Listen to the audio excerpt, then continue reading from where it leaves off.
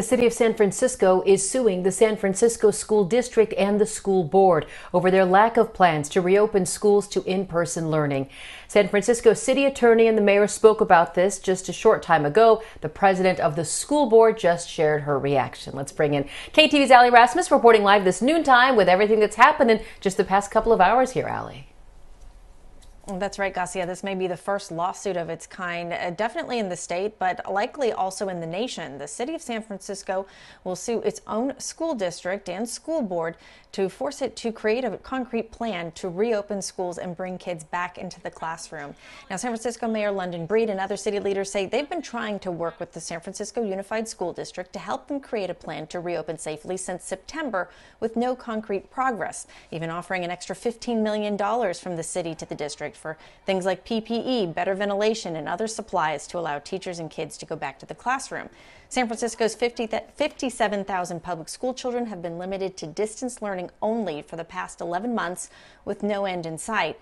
Meanwhile, City Attorney Dennis Herrera says San Francisco's private and parochial schools have been open since the fall, and he says more than 15,000 students at those private schools have been doing in-person instruction since September. During that time, there have been only 5 known cases of people getting COVID-19 at school sites, with no cases of students transmitting the virus to adults.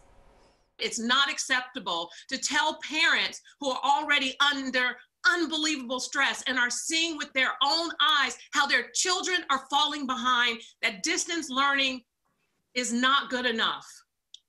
This is offensive and completely unacceptable. We're asking the court to order the school board and the school district to put in place a plan, a viable plan to reopen safely. If that plan is followed, schools will reopen.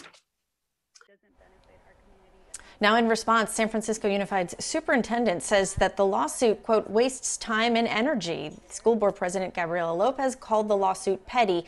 Superintendent Matthews says the district does have a plan to reopen schools with some benchmarks to meet before they can open classrooms. But he says, here's what he had to say about the allegations in that lawsuit, that there is no plan to reopen. We do have a plan. We have a plan to reopen. And we, at this time, are providing distance learning, and we're addressing and figuring out how to do that better as we work with our labor partners to address safe return and get back to what we do best, is in-person learning for our students and our families. But the San Francisco School District's plan does not have any set dates or even a timeline by which they want to try and reopen. The district has also not reached an agreement with its teacher and staff unions, another crucial component to bringing kids back to the classroom.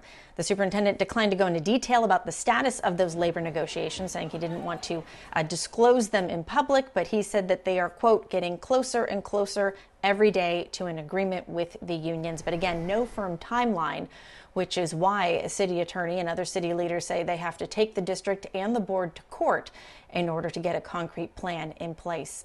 Reporting live, Allie Rasmus, KTVU, Fox 2 News.